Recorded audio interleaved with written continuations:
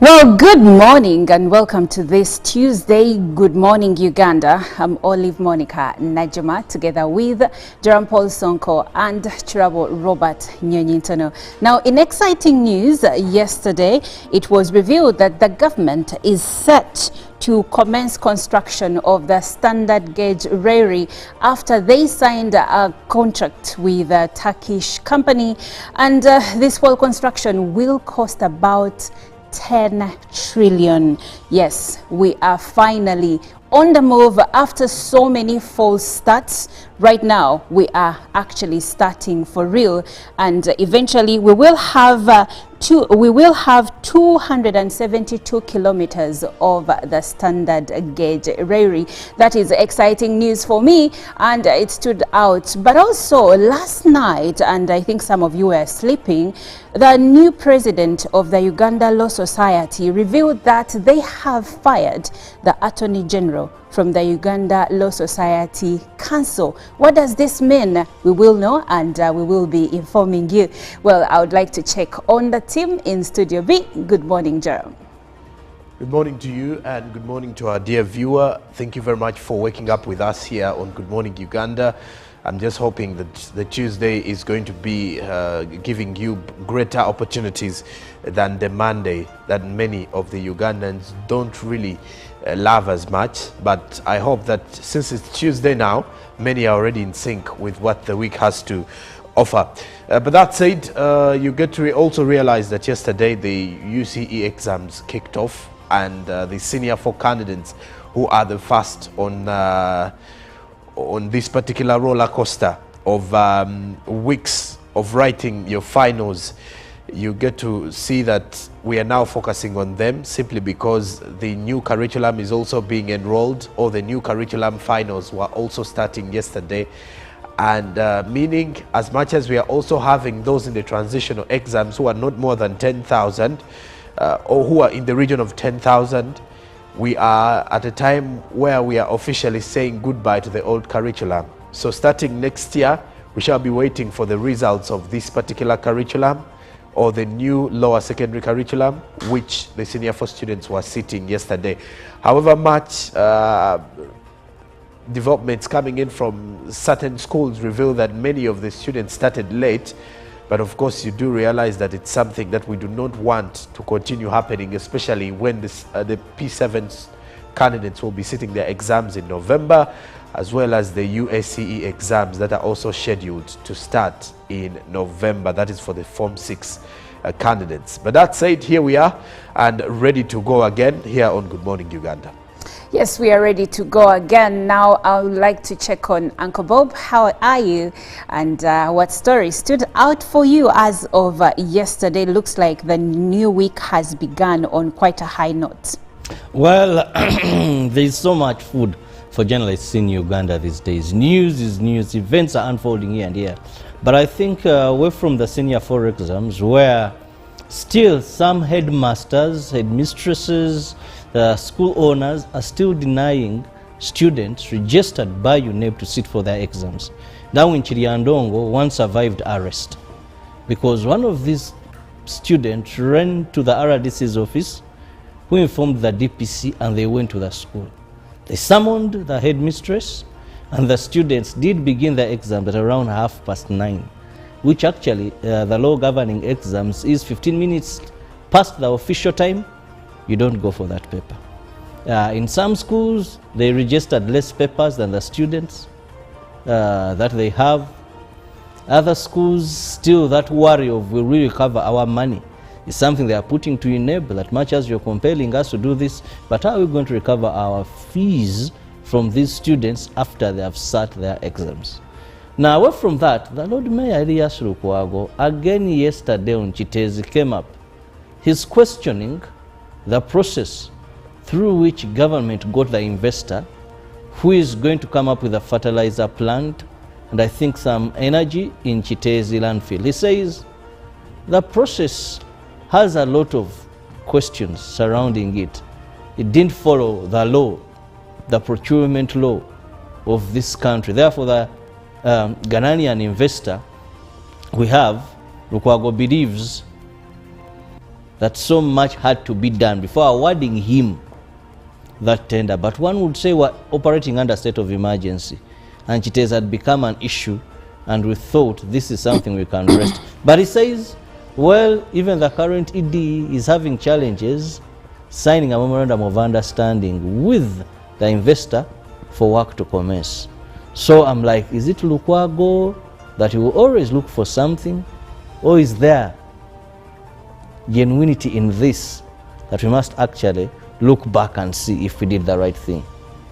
Okay, and I think it's important, Robert, that we observe this and we honestly look at it without rose-colored glasses, because it could be, like you said, that it is the Lukwago that is always looking for something wrong, or it could be that there is something to look out for there, because the whole landfill saga has opened eyes and started conversations regarding how the mismanagement and of course negligence occurred. So wouldn't you say, and this goes to you, Robert, wouldn't you say that maybe for once let's have close observation? Well, looking at circumstances, because not forgetting that yesterday the former executive director, his deputy, and the director of health was summoned at CID. So they have cases to answer there. But I think sometimes you should let certain things go, given how... Is this the time? Important. Because look, even getting an investor, yes. I was asking myself, all along, why weren't we getting an investor? You've gotten someone who says, I'm going to invest at zero interest. Let me put in my money because I'm going to recoup this money. And at such a time, we need timely progress. Decommission the whole thing, it's dangerous, first and foremost, for the people around there. So if you have someone who is going to work on it, put it to use, erase it, put the whatever they're going to invest there, why would we go to these nitty But isn't it the nitty gritties that normally come back in audit processes, and then we are still back here with the same conversation of due diligence was not carried out? I think it's just a politicking here of the entire situation, and we are overdoing the politics in Uganda, that in everything that doesn't even need any political say, we are going to find ourselves having someone from the political side having a word or two. Okay. And in such a situation, you've got to let the situation first play out, however late it has been, because one may wonder why is, like Robert has mentioned, why are we having this investor coming in today? Yet over the 10 years, we were looking for sustainable solutions, and maybe if at all the investor had come in 5-10 years ago, we would never even have put ourselves in such a situation of the landfill collapsing. But my concern is we should just stop having politicians having a say in everything that happens in the country, because at the end of the day, at times their opinions are rather too political than holding matter of what is happening. So you're saying that sometimes their opinions are too political and could be misleading. All right, now Robert, let's jump into the news and see what has made headlines on the local scene. Well, we'll begin with the UCE exams 2024, where the examinations for both sets, that is the new lower secondary curriculum and transitional for the old curriculum, started yesterday across the country. The schools UBC visited said they received the papers early enough and examination started on time. However, some USE schools in Kampala decried the insufficient funds to run the exams. Meanwhile, Uganda National Examinations Board promised to work with schools and put measures in place to assist them recover their fees balance from candidates requesting head teachers to avoid blocking candidates from accessing the examination rooms.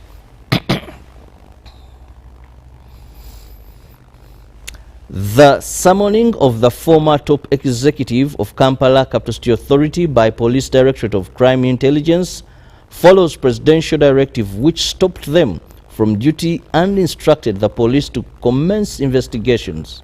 The investigations of these three and followed investigations emanated from the tragedy of Chitezi landfill, which claimed several lives. Based on the preliminary report police investigations. The three should appear on the 16th of October, which is Wednesday, to provide more information and record statements for further investigations. These are expected to answer charges related to criminal negligence of duty, which led to aggravated loss of lives. Meanwhile, police have instructed territorial police commanders in Savannah to investigate and apprehend unscrupulous Bijambia gangs. These over the weekend attacked several families in Mityana and knifed 3 who are nursing wounds. Police have called on parents and guardians to upscale their vigilance to counter increasing cases of kidnap for ransom. At least 3 children were rescued and 18 suspects arrested in connection to kidnap for ransom.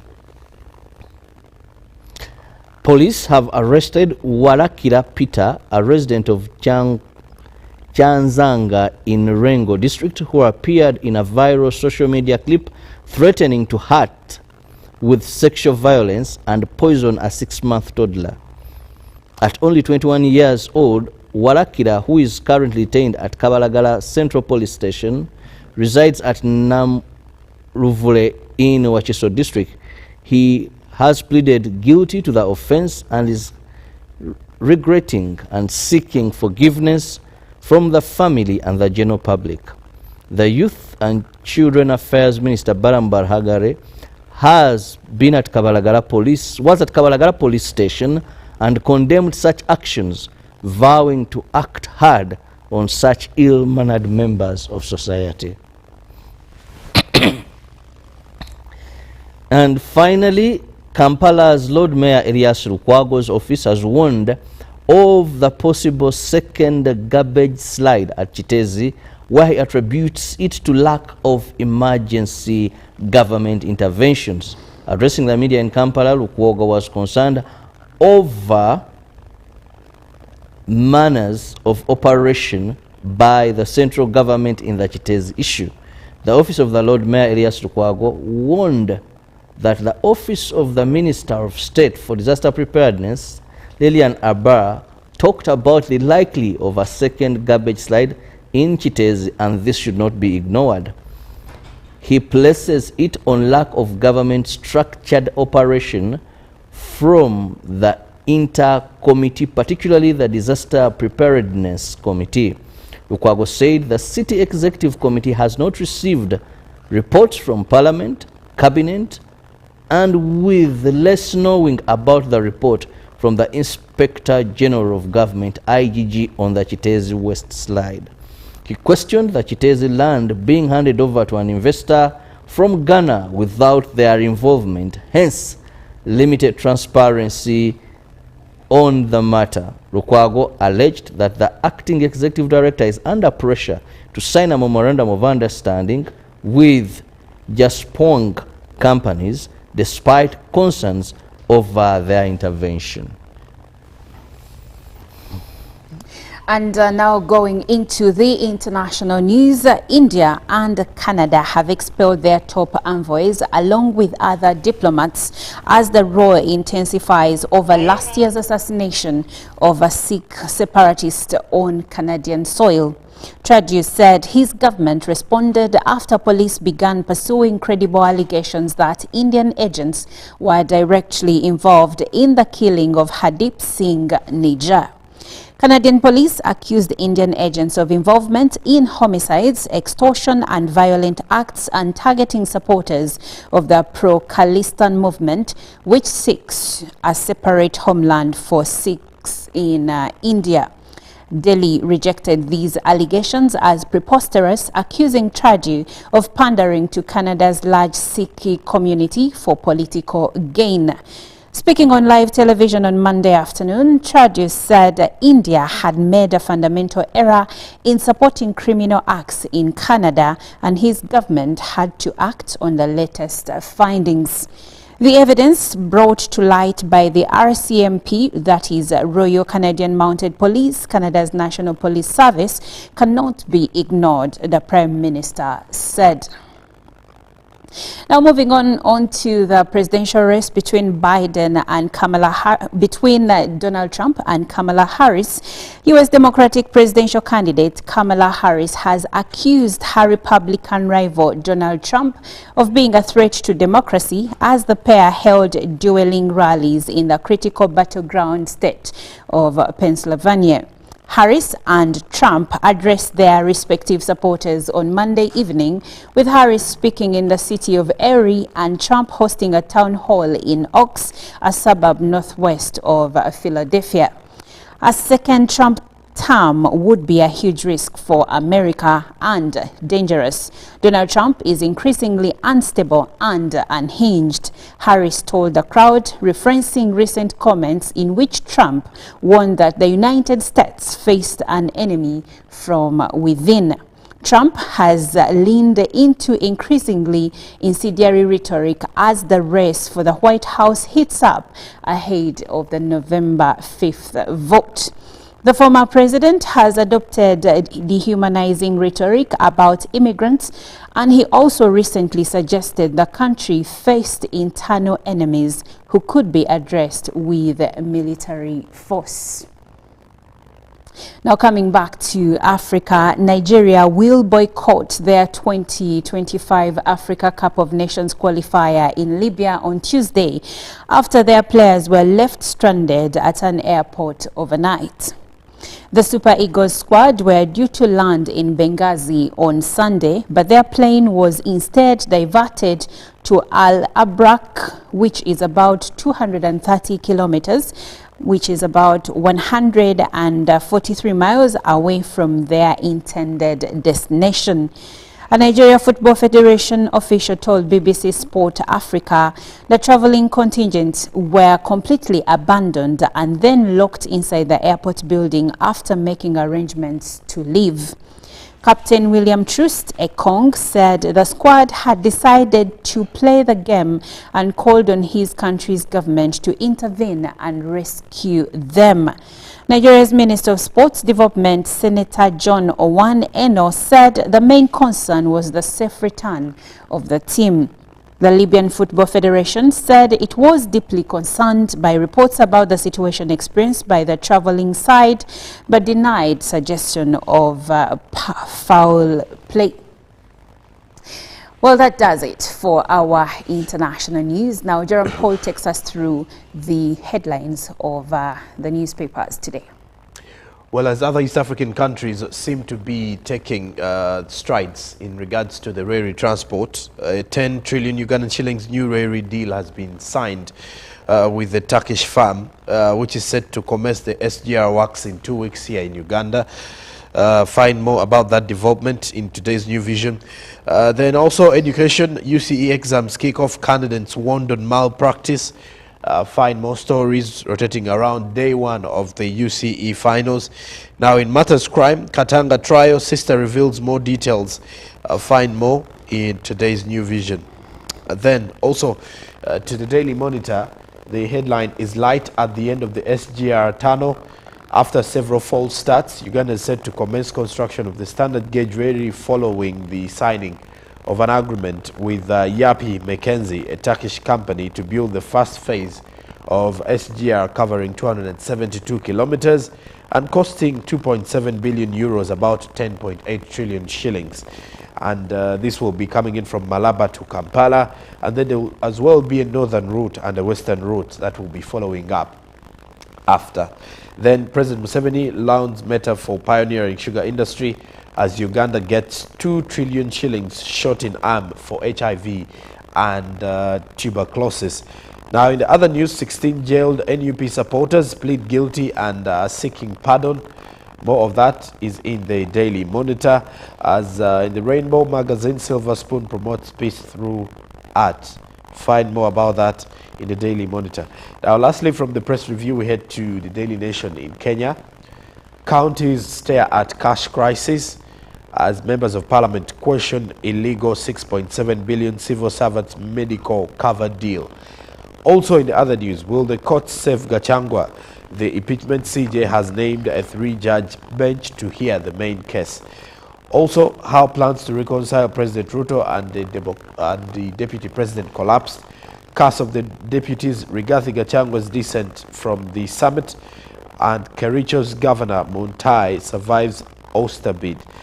Then also Kulei accused of grabbing 14 billion shillings land in Kenya, and also 5 deadly diseases to watch out for as the year ends. And now also members of parliament are questioning the illegal 6.7 billion Kenyan shillings civil servants medical cover deal. That and more is with our press review this Tuesday. Thank you, Joram. Now, sad news coming in from Namirembe Cathedral as Bishop Emeritus Samuel Balagade Sekade has breathed his last. According to reports, the Bishop Emeritus died at Kisubi Hospital. We condone with the family and we say that may his soul rest in eternal peace.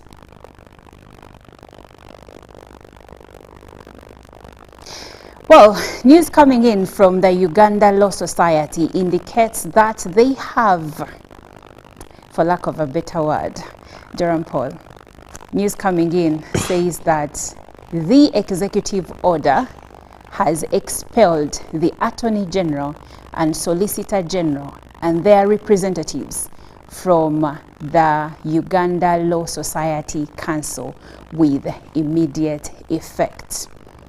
This seems like the first executive order Semakade has issued out as the new president of the Uganda Law Society. What do you think about this, gentlemen? He had promised that, by the way. If you remember, during his campaigns, he mentioned that the 4 government representatives must not be part of Uganda. So he's just fulfilling one of his campaign pledges. And obviously, before he even gained power, or before he became president, he still had issues with the Attorney General.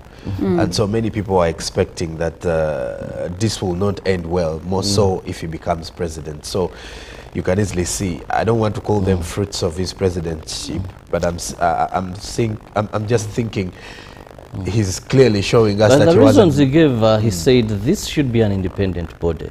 Now that unites the legal fraternity. Now government having a representative's own, yes, that is something he was seeing as lack of its independence as the society. And when you look at it critically and listen to his reasons, of course reasoning differs. And with issues of the law, you could all be right until one outsmarts the other. But I think somehow there is water in his argument. The element of independence is critical. Yes, very critical, and for most so when it comes to issues regarding the law, independence is most of these bodies that unite. Let's be very honest. The medical fraternity. I remember when we once had their president. Do you remember what happened at Kororo? Yes, remember that? Dr. Oledo. Yeah, come to us, the journalist profession. Yes. One time Uja was dominated, and you would wonder, what is this? Is it also another arm of something, you know? So these bodies have been infiltrated, and that hinders them sometimes from delivering independently what they should deliver. Oh, thank you, Robert.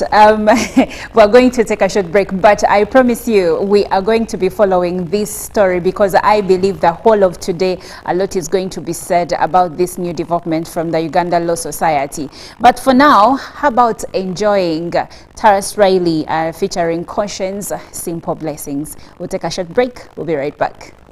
Also scheduled to start in November. That is for the Form 6 candidates. But that said, here we are and ready to go again here on Good Morning Uganda.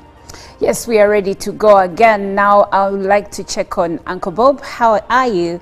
And what story stood out for you as of yesterday? Looks like the new week has begun on quite a high note. Well, there's so much food for journalists in Uganda these days. News is news. Events are unfolding here and here. But I think away from the senior 4 exams, where still some headmasters, headmistresses, school owners are still denying students registered by UNEP to sit for their exams. Now in Chiriandongo, one survived arrest because one of these student ran to the RDC's office, who informed the DPC, and they went to the school. They summoned the headmistress, and the students did begin their exams at around 9:30, which actually the law governing exams is 15 minutes past the official time. You don't go for that paper. In some schools, they registered less papers than the students that they have. Other schools, still that worry of will we recover our money is something they are putting to enable, that much as you're compelling us to do this, but how are we going to recover our fees from these students after they have sat their exams? Now, away from that, the Lord Mayor Elias Lukwago, again yesterday on Chitezi, came up. He's questioning the process through which government got the investor who is going to come up with a fertilizer plant and I think some energy in Chitezi landfill. He says the process has a lot of questions surrounding it. It didn't follow the law, the procurement law of this country. Therefore, the Ghanaian investor we have, Lukwago, believes that so much had to be done before awarding him that tender. But one would say we're operating under state of emergency, and Chitezi had become an issue, and we thought this is something we can rest. But he says, well, even the current ED is having challenges signing a memorandum of understanding with the investor for work to commence. So I'm like, is it Lukwago that he will always look for something, or is there genuinity in this that we must actually look back and see if we did the right thing? Okay, and I think it's important, Robert, that we observe this and we honestly look at it without rose-colored glasses, because it could be, like you said, that it is the Lukwago that is always looking for something wrong, or it could be that there is something to look out for there, because the whole landfill saga has opened eyes and started conversations regarding how the mismanagement and of course negligence.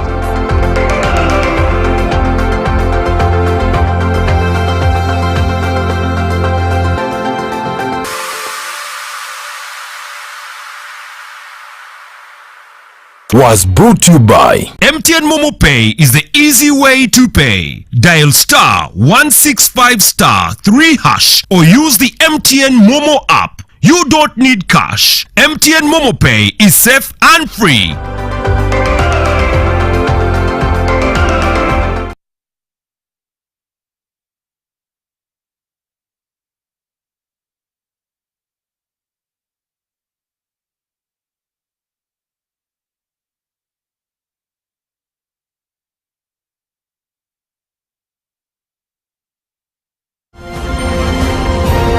Live from UPC Studios in Kampala, this is Good Morning Uganda.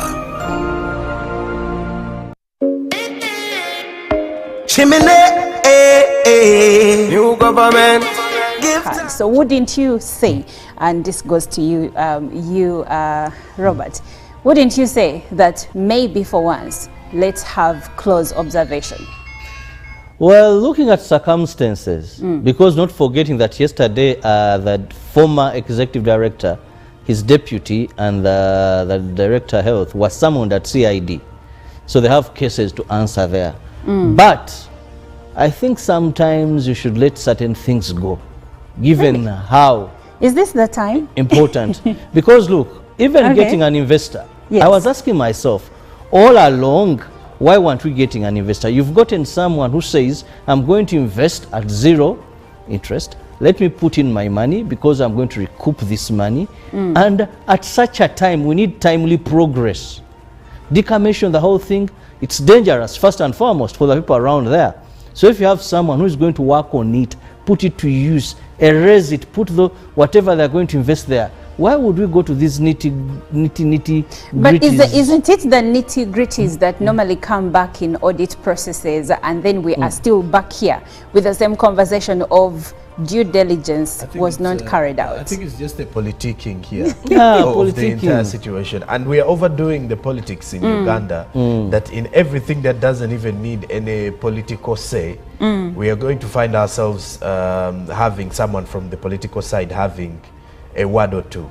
Okay. And in such a situation, you've got to let the situation first play out, however late it has been, because one may wonder why is, like Robert has mentioned, why are we having this investor coming in today? Yet over the 10 years, we were looking for sustainable solutions, and maybe if at all the investor had come in 5-10 years ago, we would never even have put ourselves in such a situation of the landfill collapsing. But my concern is we should just stop having politicians having a say in everything that happens in the country, because at the end of the day, at times their opinions are rather too political than holding matter of what is happening. So you're saying that sometimes their opinions are too political and could be misleading. All right, now Robert, let's jump into the news and see what has made headlines on the local scene. Well, we'll begin with the UCE exams 2024, where the examinations for both sets, that is the new lower secondary curriculum and transitional for the old curriculum, started yesterday across the country. The schools UBC visited said they received the papers early enough and examination started on time. However, some USE schools in Kampala decried the insufficient. Good morning, Uganda.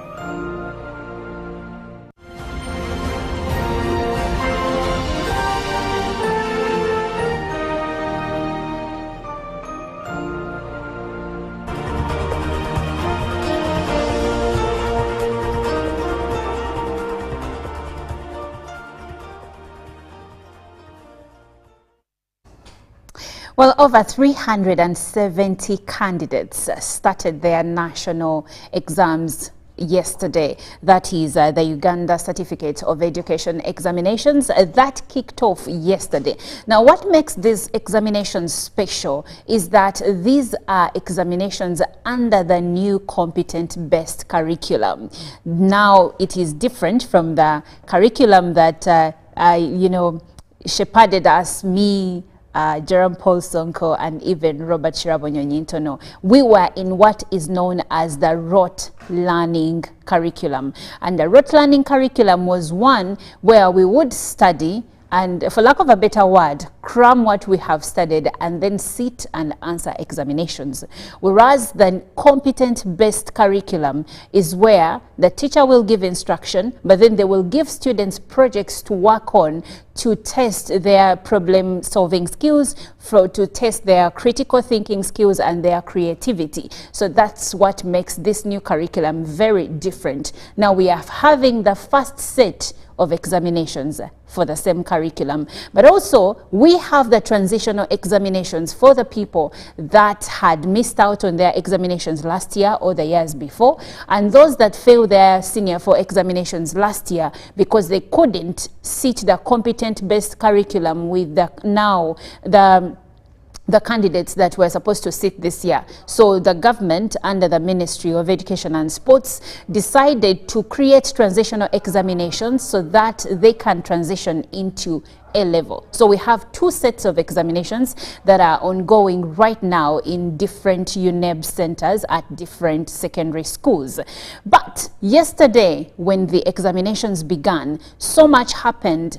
In some schools, everything went smoothly, but in others, examinations arrived late, and in others, there was the worry about school fees arrears. That and more is what we are looking at. We are basically looking at a summation of the events that occurred yesterday during the first sitting of the national examinations. I'm Olive Monica Najima, and Robert Chirabo Nyonyintono is right next to me. In Studio B, we have Jerome Paul Sonko. You're welcome to Good Morning Uganda once again. Hello, Robert. I hadn't checked your hairstyles. Okay. You like? It is rare, I must say so.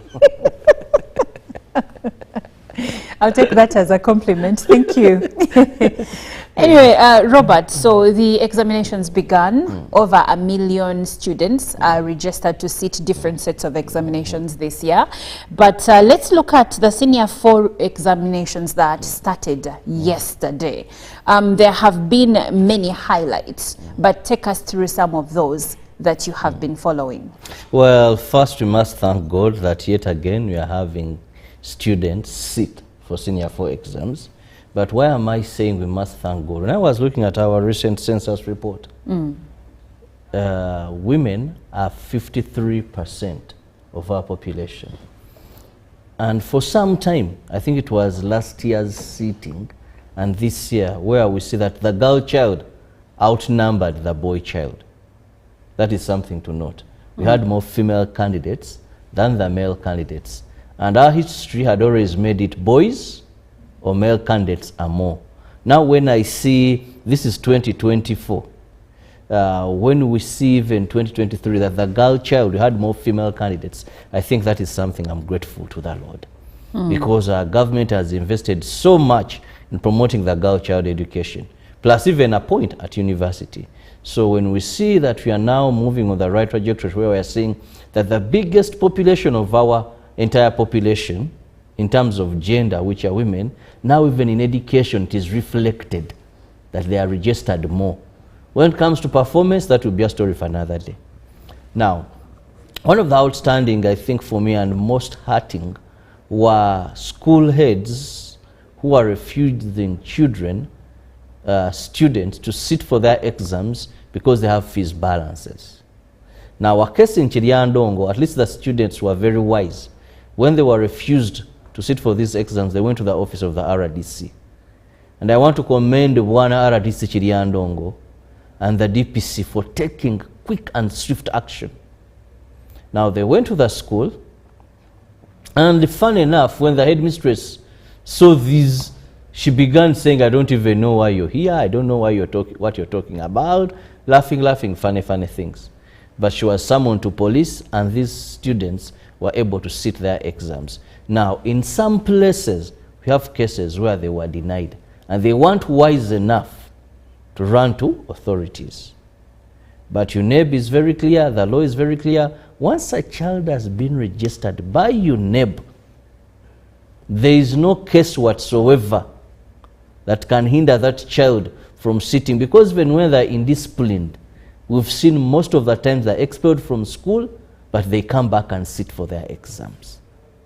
So, head teachers, school preparators, you cannot stop a child. That is one of the outstanding and hurting moments. Only 4 years, this child has prepared. They don't pay fees for themselves. Then you deny them. You know what, Robert, what beats my understanding in these cases usually is you have had a student for 4 years, they have studied, they have prepared, and whether they clear if they do not clear the fees, you have a right to withhold their results, yes. Because you're supposed to get a recommendation later from the school for another school to take you on, okay? But now, because we have the SMSs where we can access results and know how someone performed, schools feel like they no longer have much control when it comes to that. But I still find it wrong, and given that the government says let them sit, then deal with the school fees issue later on. And even UNEB came out clear, the school, you write to UNEB and let them. Now through SMS, those results will not come.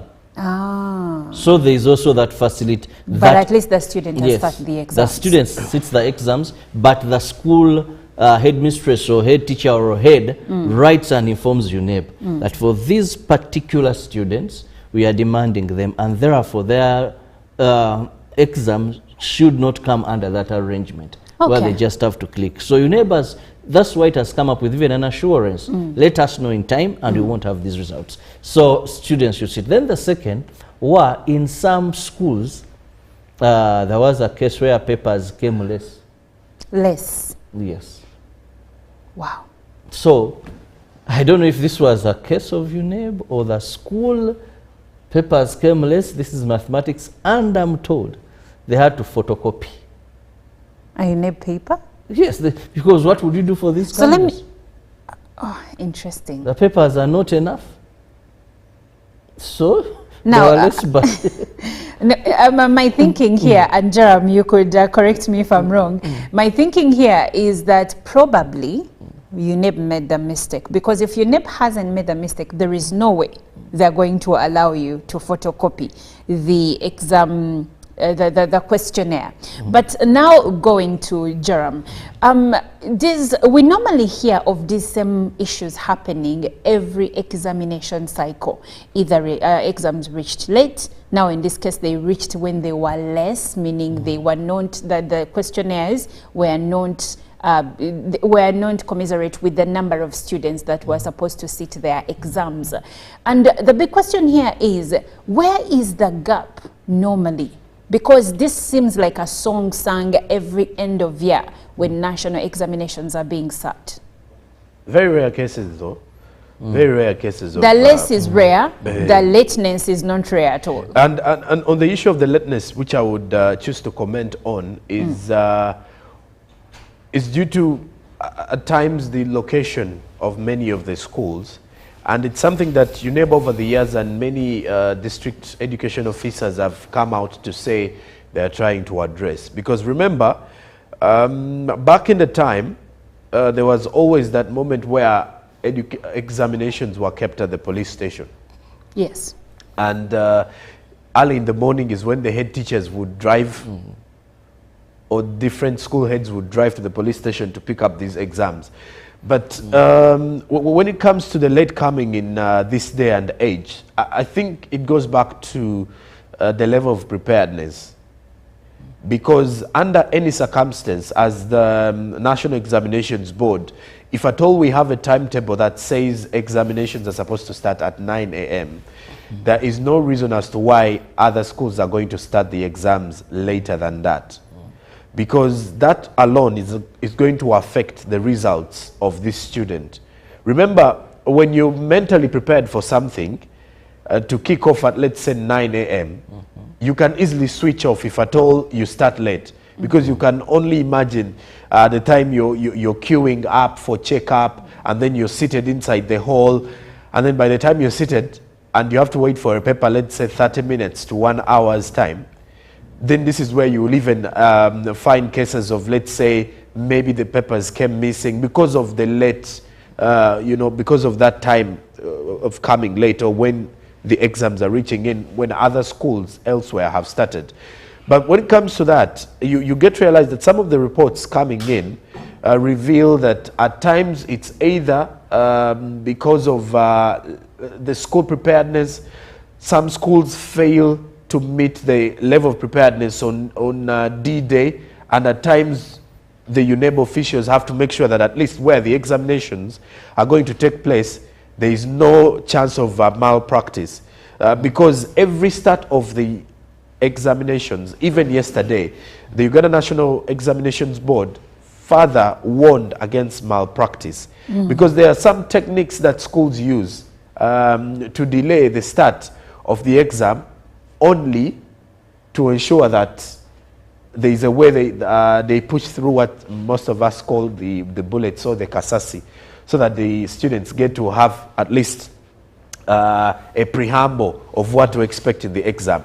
That bit of the malpractice, and I'm not saying it contributes greatly to the late coming, but then also on the side of UNEB, and on the other bit of the unfortunate part would be the state of the roads that lead to some of the schools. Because remember, some of the schools that are doing these finals are not situated in town centers, but at least they have center numbers and they are accredited to hold UNEB exams.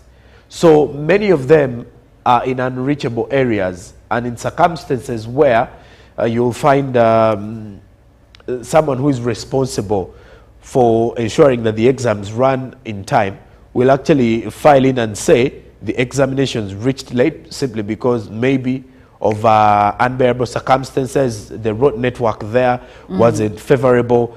But besides that, Olive, I also was looking at something here very Before Joram leaves that, if I may supplement something also, regarding late starting of exams. Now, there is something, it has been our education system for a long time, and I don't know how we are going to change it, where a school has candidates but they don't have a center number. You get what I'm talking about? Like you teach up to senior 4, up to senior 6, but those students have to sit their exams At another school. At another school. Yes. Now, this has created some challenges. One, the starting of late. Because you may find that sometimes the school that has a center doesn't even have as much candidates as those that are going to sit at that center. So exams may arrive, but you have a huge chunk of students who have not yet arrived. Like the case that happened when primary leaving examinations, I think it was 2022, of pupils that reached an hour late at the examination center. And why? Because the headmaster of their school had not arranged for transport services. So they walked. And by the time they got there, it was too late. And it took the involvement of the First Lady for them to be allowed to sit a special examination. And remember, this is not the distance they are used to, yes, or the environment they are used to. Yes. Now, no invigilator is going to open and say, let's process, while you look at the number of students that are supposed to sit at that center. Say there are 500, and now you have 50. Okay, Jeremy, you were concluding with something. I Yes, would like for you, yes. I was concluding with something to do with students with special needs. Yes. Because as much as we are looking at different organizations, for example, Uganda prisons, I was seeing a case in Point in Barara prisons where about 11 of the inmates sat for exams. One is actually on remand. 10 of them are inmates of the prison. But besides that, 825 special needs education candidates participated in the examinations. This is according to UNEB and the people who registered as special needs, which means that the element of inclusivity is now becoming a new norm in our education. And there is also a report, I think, with our press review today, showing a student who wrote his examinations using his feet. Yes, so Chigezi's kakama. Exactly. So you can easily see that, and we've always been having these conversations about the preparedness of the Uganda National Examinations Board when it comes to having students with special needs, and how are they catered for, especially when they are writing their examinations. But looking at these figures, 825 of those, that is an increase, and then you can only wish for the numbers to even increase, and also these numbers to be sustainable in A-level next year. Well, Jerem and Robert, I would also like to bring to your attention another issue surrounding registration. Students at Lakeside Secondary School in Inkoma Village, Chanamkaka district, almost missed their examinations because the headmaster actually did not pay for their registration. So 12 students almost didn't sit for their examinations because the headmaster had taken off with their money. But the good thing is the Uganda National Examinations Board allowed them to sit their examinations. Now, this was a special case, but these cases are continuing to be registered every single year. So now there is the argument that Uganda National Examinations Board should allow parents to register their children directly. What would you say could be the merits and demerits of this? First and foremost, the charges sometimes parents are told for registration are not what UNEB requires. Yes. There is exploitation. When you look at the amount UNEB requires, that's why you have your child and they're talking about registration, maybe 75,000. Now, another school, they will tell you they are asking money for registration, maybe 150,000. So that level of exploitation, because we know when systems with the e-governance, for example, the e-government, where we've done things online, you see person-to-person contact has been eliminated. You pay exactly what you're supposed to pay. If it's like, let me give a simple example, like you're getting a passport or a driving license. Now, schools here sometimes act as blockers of a facility they're supposed to provide. But when you go and do things yourself, Monica, they will give you the slip that for this class, you pay this. For this, so if we can transform that, parents will be paying exactly what they're supposed to be paying and avoid these exorbitant figures. Because schools also know how they get us sometimes and we are helpless as parents. So what safeguards should be put in place?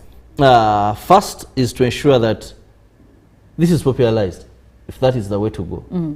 Second is simple, as maybe checking for results, like when the results are back. You just know star, this, that. Oh, so the schools can continue registering the students, but parents should have a way of checking to be sure that their children are registered. Not even only checking, because the checking sometimes has failed, but he who takes the money. For example, if I know my child's index number, there should be a system where, like, you pay fees. You know that code we use? Yes. By mobile money. Yes. Then you get a message you've paid school fees. This conversation Because away from just the a main minute, point. because this is a recurrent problem. But it's schools to blame here. It's a recurrent problem where they get the Yes, money Jerem, and then it they is move the away. schools to it is blame the here. schools to blame. Jerem, it is the schools to blame, but now the big question is what safeguards can be put in place so that students do not get into this same situation over and over again, because every single year there is a head teacher that takes off with students' registration fees. One is, I didn't want to put the parents into this conversation because we have parents who have not But parents are the ones that are paying. Very and it's true, their Olive. children that are affected. Olive, this is very true. affected. Okay. But you do realize that most of these cases are coming in from schools which know the parents are in a position of underprivilege and the parents have no say as much. Let's face it, not all the But parents Sonko, have the got the parents chance Let to him go. finish. and- Let him finish. Robert, not so many parents have got the chance to go or get education. And many of them are so ignorant about this. And the schools, why I'm saying schools are to blame, are using this as an opportunity to fleece them clearly. That the schools are supposed to help the parents through this. And I think many of you have got the chance to go to many of the schools of your children, and the schools help you understand how everything runs. Okay, Jerem, that much I understand. The Yes. schools are to blame. I don't disagree. But how now do we come on top of that? And Olive, so maybe that just we to do not supplement a have. bit. Imagine this case came out last week, Yes. and parents actually gathered themselves and sought help. That's when UNEB came in and gave these students a reprieve. But some may not be that lucky. Some may find out on that day of sitting the exams. So how best can we ensure that this is now a thing of the You know, past? Olive, the measures by UNEB have been very impactful. And I was about to even say maybe arresting them, but you get to realize that even arresting is no longer safe. That is arresting Because- after the fact. After the fact, because now it doesn't save anything. Yeah. And even with the portal opening up and people can easily pay a uniform fee, you're still seeing schools fleecing the money of So the what parents. is your suggestion, Jerome? I want to go back to Robert. He's burning to say something, Okay, but I would my like to hear your suggestion. My suggestion is, here is every school is always in the spotlight when it comes to UNEB. And the head teachers know exactly what they are doing. And I think as much as we are saying parents need to come in, I think UNEB needs to have a candid conversation and put up penalties for the head teachers that if at all, if we have this deadline of paying, we need to be very, very intentional when it comes to the deadline of clearing students, so that on the day we are not having these conversations of this head teacher has run out, run out of the school premises, this head teacher has not filed in the registration fees. Then what is the deadline for? Because I believe there is always a deadline. There is always a deadline, Exactly. but Jerome, here is where I find some difficulty, because normally it's actually one person, the head teacher, not the entire administration, one person that runs off with the money. But the question here I would ask is, what's so wrong with involving the parents in the payment process for the registration fees? No, Actually, Olive, it's not wrong at all, Olive. It's not. what I was saying, you know, Joram talked about that these are usually in schools of underprivileged parents. But the question is not that they have failed to pay. The question is that someone they has have fleeced been them. able to pay. And their money has just been stolen by someone who chooses to walk away. Because you see, money is tempting. Most of these, when they get this money, someone else has their problem. So why I'm saying that we have systems that have worked if we can improve them. Because whatever Sonko is saying is in place. For example, we have a deadline for registration. We have a way of checking if your child has been registered or not. You know, all these have worked. What if now we use the various forms of technology and develop something that can work for us? That's why I was giving something like how we pay fees today. If you're going to use these various telecommunication apps to come up, what they have come up with, that the moment I pay, I get evidence of payment. Not so. I'm very sure, and it's not so complicated. If people can transact with mobile money. But schools have to help parents here, Robert. Yeah. So what the school needs, a parent can pay, then it's this, and the school is informed that so and so has paid. I'll bring to your attention, gentlemen, when you are making a payment, let's say on mobile money, there is actually a prompt of pay your UNEB registration fees. But that, I don't know if it is for schools or if it is for parents. If it is for schools, and if it indeed is for schools, would you say, are you suggesting, Robert, that maybe they could also add another prompt where either the school pays or the parent pays registration? Actually, it would be the parent, like we pay our fees. The parent pays that registration, then the system informs the school that a parent has paid. But there should also be an allowance for parents who would like the school to pay for them. Yes, who would like. Of course, like there is, you can pay through the bank, I can pay through mobile money, or and there are those who will take even money to the bursa. But the safest I take is me doing it. I get evidence that I've done it, the money has been deposited on the account, and the school is given that message that I've paid. So now, gentlemen, the other elephant in the room when it comes to national exams is girls that are found to be pregnant around the time for examinations. What does the government say about that? Are they allowed to sit their examinations, or they are supposed to try next time? I remember during the times of COVID-19, I don't think that has changed. Government was very clear that allow these sit for their exams and actually take them as persons with disabilities, because they're even given that extra time to sit for their exams. And morally, in my opinion, two wrongs do not make one right. Denying, these exams matter so much to the destiny of these young girls and the future. So much as some schools were arguing that what image, I remember some Christian, deeply rooted Christian schools were saying, no, for us, this is going to send a wrong picture to the other children in school. But during COVID-19, that first set we had of exams, this was carried out unsuccessfully. And I believe government has not changed its position here. Jerome, what is your say about that?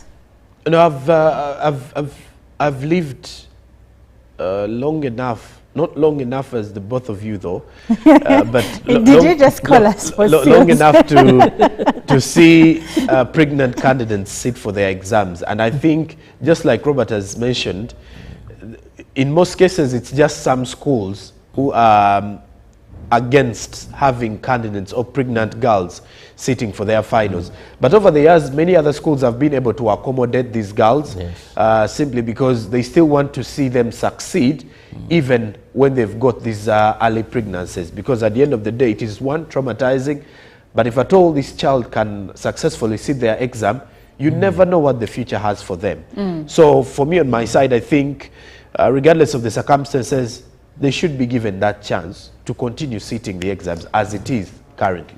Plus pregnancy. I know that the circumstances leading to the pregnancy may have been immoral. And we've had cases of those giving birth during examinations. Yeah, during examinations.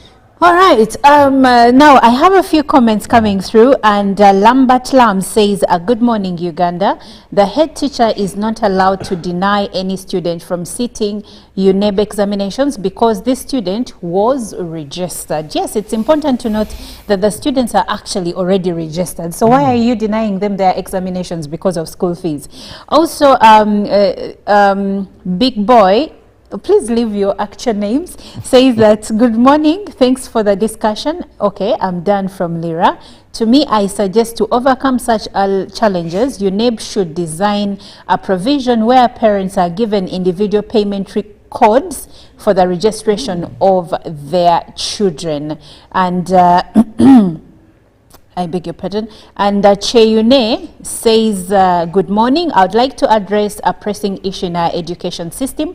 Why do head teachers find themselves in the difficult position of refusing candidates from sitting exams two primary reasons come to mind, and he says the number one is candidates and their parents often plead for mercy, promising to pay registration fees as soon as possible, but frequently fail to follow through on their commitments. And he says number two, allowing candidates to sit exams without payment with the intention of blocking their results later possesses significant technical and procedural challenges. Moreover, the fees associated with blocking results are substantial. So he says, I urge you, NAB, to reconsider its approach and establish a more equitable standard rather than solely holding head teachers accountable.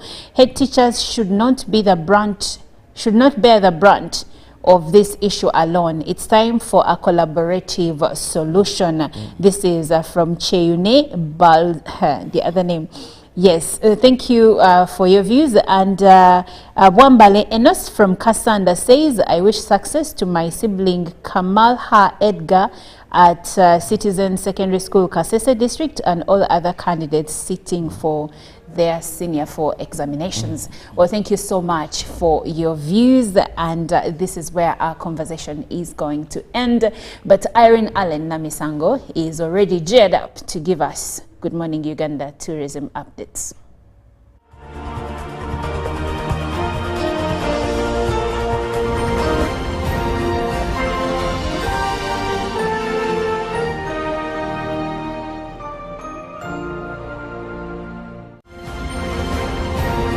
Live from UBC Studios in Kampala, this is Good Morning Uganda. Pick of the day on UBC.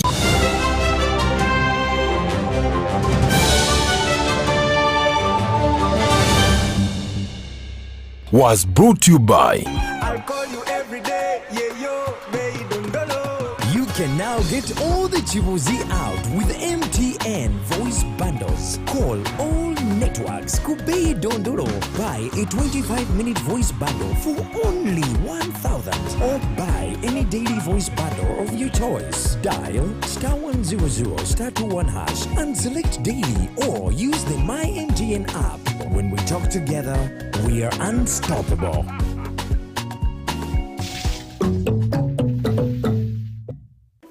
In a nation hungry for truth, a world where every story matters, there exists a beacon of trust and reliability. For decades, they've been our voice and our window to the world, holding the mirror of our history. With 4 TV stations and 11 radio channels spanning 27 languages, they stand as guardians of information, defenders of truth. With Mascari Heritage Advantage, they uphold every citizen's right to reliable and free information. Their archived stories shaped our past and illuminate our present. Yet now, as new challenges arise and the world evolves, their mission faces its greatest test yet. Be part of our journey and let's navigate the unknown, uncover the untold, and safeguard our future together. Tune into your public broadcaster, for it is the intersection of trust and truth. Because to UBC, your story, every story, and every voice matters. UBC, inspiring Uganda. Nyati Motion Pictures brings you Tuko Pamoja, Peoples of Eastern Uganda segment. How have they negotiated the colonial border that divided the Luya nation into 2 countries? The Basamia, Babukusu, the Bagwe, the Bamasava, all belonging to the Baluya of Kenya. We didn't know there was a border to go and visit our father's only sister and our mother's only sister in Bungoma. Actually, if you talk of the integration of the East African community, for us, we're already integrated. One community. Premiering in Mbale City at Mount Elgon Hotel on Saturday, 12th of October. To get a ticket, call 0778 787 660. Tuko Pamoja? Juko. Yo.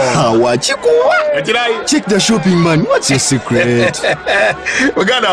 Haven't you heard of the parish development model PDM? Yes, I did, but I thought it was just a talk. No, Sebatia. It is real. I and a few friends together formed a circle, accessed money from the PDM, invested in a portrait project, and now things are moving. Juko, I thought I was one of your friends. You are. But you left me behind. I didn't leave you in poverty. What you do, just visit your LC2 chairperson and your parish chief and start the process of economic transformation. Just like that. The parish development model is an initiative from the government of Uganda through the Ministry of Local Government designed to transform all lives of Ugandans for the better. PDM, my parish, my development, my life. Live from UPC Studios in Kampala, this is Good Morning Uganda.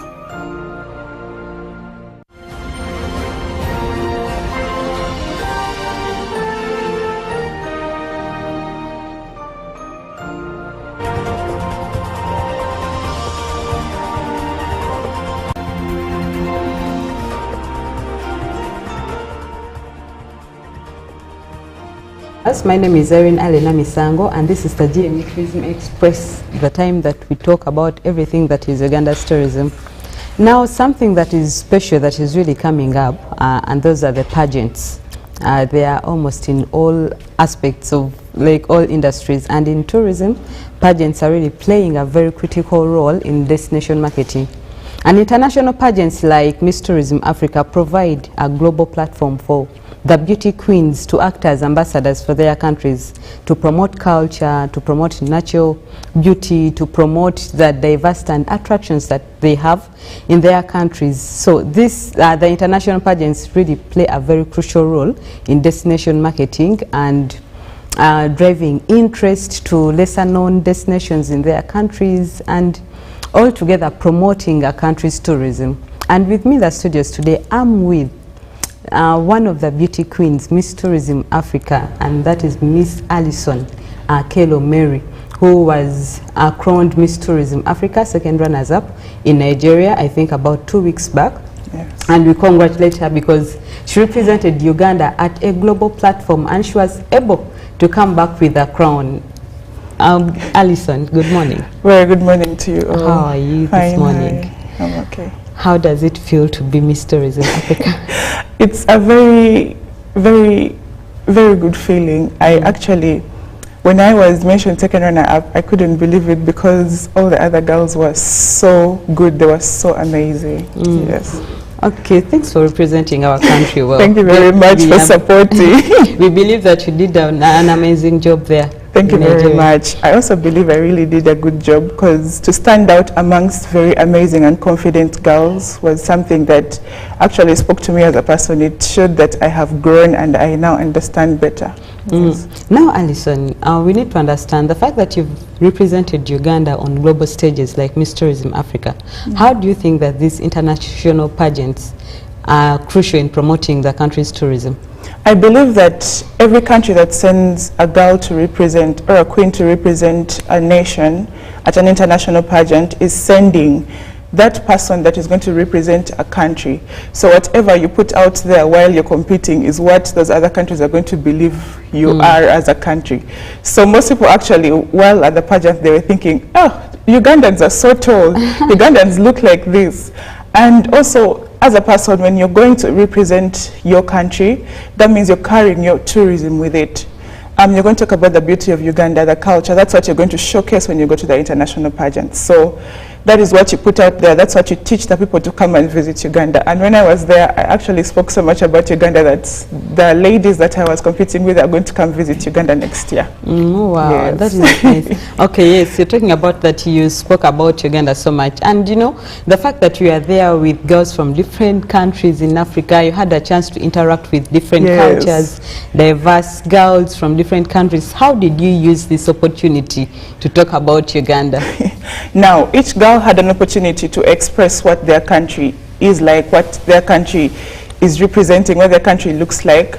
So for me, I was supported by Uganda Tourism Board. I got some materials from them to promote Uganda. I took coffee, different cups, that this coffee had different pictures that picture what Uganda's tourism is like. And I also went with a lot of, I advocate for culture in Teso, and I took that with me, and every time we would go out, I would talk about Teso, I would talk about other regions here in Uganda. I taught them how to speak Luganda, how to speak Ateso, but they mostly asked about why Uganda has like 50% of the primates in the world, and I told them we're just blessed with nature like that, and also, so they want to come visit. Oh, wow. Wow, that is amazing. So you had the opportunity to talk about all these beauties that we have in the country. Yes. But how do you think such international pageants can help in promoting a more sustainable tourism industry, that is like in terms of conservation of our heritage, the cultural preservation, and also the environment, other than just talking about the attractions? I would like to commend platforms like Miss Tourism Africa, Miss Tourism Uganda, Miss Tourism Teso, because that's where I came from. These pageants are platforms that teach girls to conserve, to preserve, and also to educate the younger generation. In short, they create leaders. So we are the leaders, and we are supposed to teach the younger generation what is better, how to sustain. And the major theme of Miss Tourism Africa is ecotourism. Ecotourism is such a theme that speaks to culture and the environment at large. So when you're given the leadership role, that means you have to teach the entire your younger generation how you are going to preserve these things. That is why in Teso we have the Youth Cultural Camp. We do it together with Atekere Museum, where we teach the younger generation why they need to love their culture and preserve it as well, and then promote it. So in those platforms, with Miss Tourism Uganda, we also have Let the Pearl Shine. At Let the Pearl Shine, we educate the younger generation about the importance of sustaining the environment and why it's important to keep it clean and to conserve, because these are the small things, small roles we play, but they later pay off in a big way. Wow, that is amazing. Now, we need to understand, Alison, the fact that you've been there on the global stage, and you came up as Miss Tourism Africa second runners-up. How do you think that the digital campaigns and social media can help you as an ambassador for tourism on a global scale, can help you to function well, like to do your functions properly? Social media is such a, it's like a blessing today, because you can be able to reach as many people as you want when you're just seated in a small on a small scale place. And for example, we have the Atekere reunion coming up. I haven't been there in the meetings, but I've been able to get things done via social media. So we have to use social media as a tool, especially us as people that have been in the pageant world and we have social media accounts.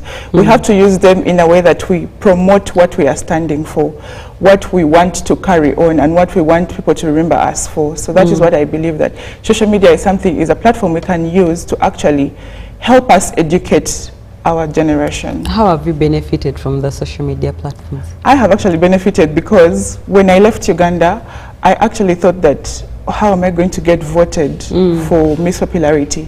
But thank God, thanks to social media, I was Rebecca Kadaga, Right Honorable Rebecca Kadaga, the former speaker, reposted, and she was able to congratulate me, and so many other people, Uganda Tourism Board, the Ministry of Tourism. I wasn't here in that time, but before I left, I hadn't been posted by those people. That means that it must have pushed on for so long that they also noticed. So I thank God for social media. It has helped me a lot. This is nice. Now we also need to understand the fact that you've been outside there. What attractions, key attractions, do you think that Uganda has not been put out? Like, okay, because you interacted with so many people, and there are those things that they know about Uganda, yes, like the primates that you talked about. But what are some of the destinations that you feel that Uganda has not done enough to put out for people to know that we have them? One of the things I actually think that we haven't yet put out properly is our culture. We are so diverse with culture that people don't even believe that we have over 50 tribes here in the country that all have different traditional norms, and yet we're able to coexist. So I think that that is something that we should be able to integrate in our tourism. When I visited Nigeria, I realized that they have a Ministry of Tourism and Culture. So when you get to Nigeria, the first thing that hits you is their culture. Wow. Like you will reach a place and all you just see is their culture. So I believe that we can get there, and it's something that each of us can do in very small ways that will pay off later. And I believe that Uganda has the most beautiful culture. And if we put it out there, we shall be able to sell, because I believe that when tourists come to visit, they want experiences. Besides going to see wildlife and hiking and exploring different places, one thing they would want to come back to is community, what they're going to experience, the foods, the culture, the dances, those kinds of things are things that they will live to remember. Oh. Yes. Alison, what were your key learnings, like the key learnings from other countries' destination marketing that we can maybe benchmark and help our country to promote our tourism? Let's see. First of all, I would like to urge the government of Uganda that as a Ministry of Tourism, Antiquities and Wildlife plays the big role in marketing what we have naturally, they should also bring on culture and ensure that we sell that so well. Because in Nigeria, we didn't visit any natural places like wildlife, game park. We visited like buildings of, this building is where so-and-so stayed before they went and became a musician. So when I saw those things, I said, hey. In our country, in our country, we have like, if we were here, we would have visited like 10 national parks. Yeah, of course. But we were there, and every day we kept going to a different place. We went to a Hall of Fame. And it's the way these people speak about these things. You be there and you're thinking, oh my God, I need to come back. It's a building. And I'm like, Jesus Christ. I think that it's the passion. We have to market with a lot of passion, even with our culture. I think it's something we have to dig seriously into, because it's something that can actually sell Uganda and put it on the top. For Nigeria, they have managed to merge their culture with modernity, and it's something that works for them. Wow. And it's yet they're preserving their culture. Wow, thank you so much, Alison. I think we are coming to the end of this conversation, but I'll just give you just like 30 seconds for your cutting shots to the people watching. Thank you very much to all Ugandans for supporting me, and I will and hope to work with all of you on different projects such that we can be able to put Uganda out there and promote tourism. And I welcome all of you to TESO for the Atake reunion. Thank you so much. And that is it that we had today from Alison, the Miss Tourism Africa, the second runners-up. It was amazing to see that Uganda, we got up there. I think this is the first time or the second time that we are able to have a Ugandan on such a pageant and coming up on the top 3 queens, and that was a plus for Ugandans. But just like she has said, culture is something that we need to dig deeper into to promote, because that is what we can have that is totally uniquely ours. So let us work together to see that we preserve our cultures and also promote the heritage out there. Thank you so much for watching. My name is Erin Alena Misango. See you tomorrow.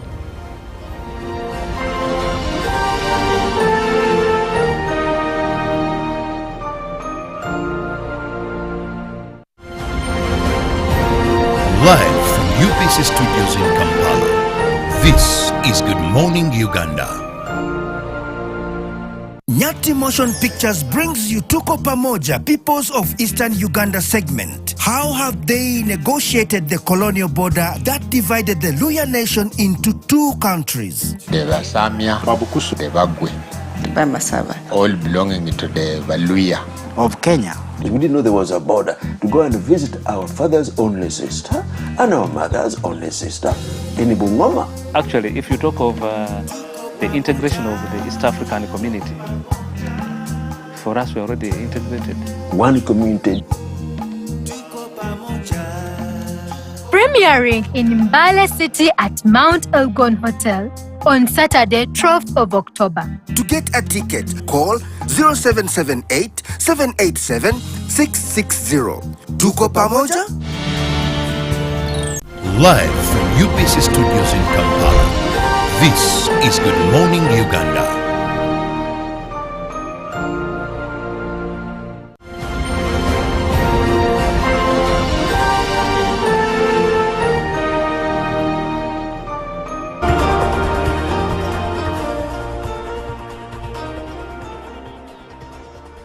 Good morning and good to have your company here on Good Morning Uganda. It's now time for the GMU Business Updates. I didn't remind you yesterday, but 14th of October is usually celebrated as World Standards Day. And in our vast development coming in from the world of business, we start off with that very report as the Uganda National Bureau of Statistics has called upon many of those involved in trade and in business to continue upholding quality, because it is the standard that is highly wanted on the international market. Now, the micro, small and medium-sized enterprises have been called upon to maintain the quality products that can compete on the global stage. This was during the celebration of this year's World Standards Day that saw several local SMEs get awarded certificates of quality production. Now, as the world was celebrating the World Standards Day, Managing Director of the Uganda National Bureau of Standards, James Kasingwa, noted that there is need to maintain and uphold production of quality locally made products that can compete with those on the global market. Now, the several micro, small and medium-sized enterprises were awarded, and these particular awards were attributed to the quality of goods and services that those who won are engaging into, or those who won are manufacturing. Now, a call was made to universities, training institutions and security institutions in the country to get certified in order to serve the nation better. And the World Standards Day that's celebrated on 14th October acknowledges the crucial role played by thousands of experts who develop voluntary standards to ensure that products and services meet consumer expectations, enhancing safety and enjoyment in daily life. And well, at the same time, you also get to realize that the country is also working towards getting an anti-counterfeit law in place to ensure that we have no room for counterfeit or no room for fake products on the market, and no room for fake services available on the market. Because when you look at the competition on the global scene, there is a lot of washing away of fake products or counterfeit, meaning if at all you want to keep the market coming in, and if at all you want to attract more customers and clients, you have to ensure that, one, you have the quantity that is needed on the market to meet the demand, but then the most important bit of things is the quality of the product and the service that you're offering, which is very crucial and very important for any business out there. Now, away from that, we turn our focus on railway transport, because new developments have revealed that the standard gauge railway may now become a reality in Uganda, as the Ministry of Works and Transport signed a contract with the Turkish firm known as Yapi Mackenzie for the construction of the Malaba-Kampala standard gauge railway, which is a project that is highly expected to kick off. Now, the Works Minister, General Katumba Wamala, revealed to the UBC team that the negotiations are complete and the SGR initiative will cost about 2.7 billion euros. Now, the signing took place at the SGR offices in Nakawa, and this is a project that will definitely take shape, having been proposed to the president in 2008. Having been proposed by the president in 2008, sorry. And this particular one, there was initial plans to be constructed by a Chinese company, which fell off due to funding hesitations. Now, government then switched to the Turkish firm that is Yapi. Yes, and Yapi Mackenzie.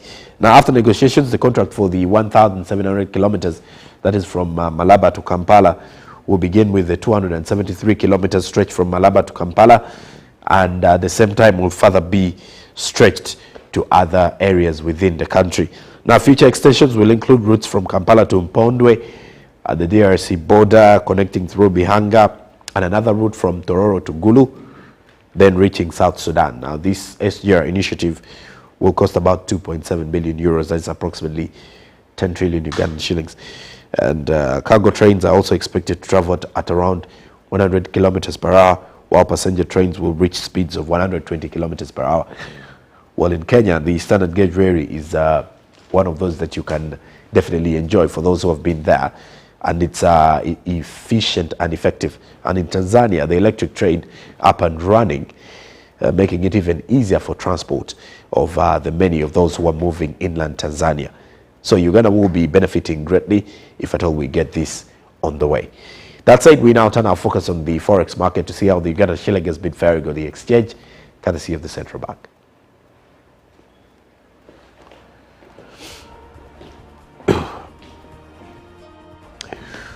Well, the forex market, the US dollar was buying at 3,659.59 opening time, while selling at 3,669.45.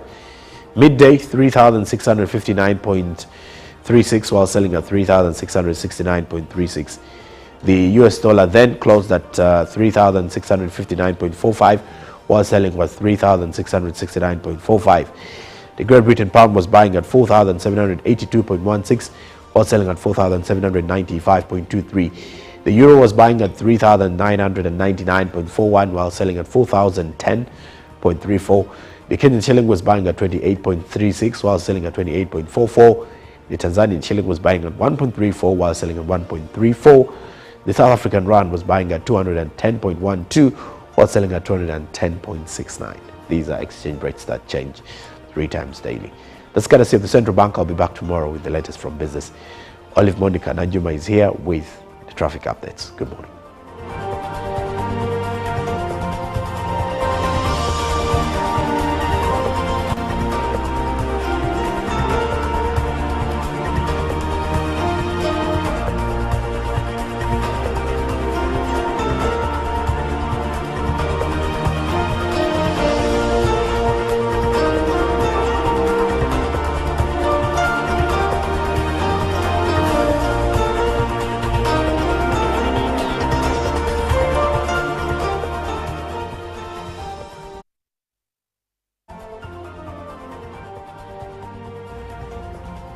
It's time for our traffic updates. I'm Olive Monica Najuma, and today we start right in the heart of Bakuli along Namirembe Road, and we'll be venturing into the environs of Old Kampala to look at the traffic situation over there. But at the intersection where Hoima Road meets Albert Cook Road and also Namirembe Road, we have a traffic jam from the traffic lights over there, and still following the same route that is transitioning now into Fort Road.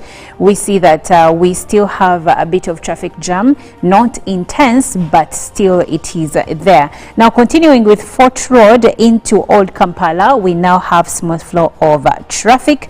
A section of Old Kampala has a bit of traffic jam coming through, and it's for some good stretch coming off from another intersection where Namirembe Road still connects to Old Kampala. Those coming in from Namirembe Road, it's a very slow movement because I see the traffic is starting to build over that side. Now going back to Old Kampala and still following the same route, we see that now further on there are certain sections of Old Kampala that have intense traffic jam, as you can see there, especially at the intersection of boundary C1.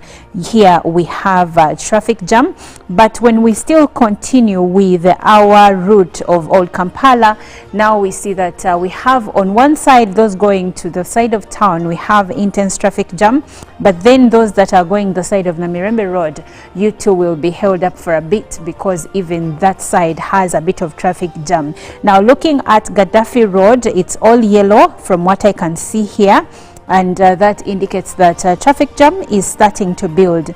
And also looking at other roads like Matia Murumba, we have traffic jam building up in the environs of Matia Mulumba, but not for a long stretch, as I see Matia Mulumba having smooth flow of traffic for the longest bit of the road. So I don't know where you're headed, but this is what the traffic situation looks like. Also where Mwanga 2 Road joins Namirembe Road and also transitions into Matia Mulumba, here we see just a little bit of traffic jam, but for the most part we have smooth flow of traffic. And those that are traversing Mwanga 2 Road, we have a bit of traffic jam that is coming through from that side, and then I see that Semugoma Road has intense traffic jam as it connects to Mwanga 2 Road. Well, that shows the traffic situation in the areas of Old Kampala, Namirembe Road and Matia Mulumba. So if that's where you're going, you can be now starting to think and planning your journey. I'll be taking a short break and we'll be right back with a Good Morning Uganda agenda.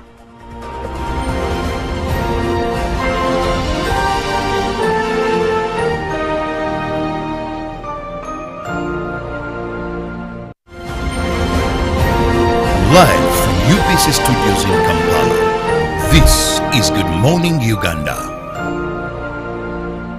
Pick of the day on UBC.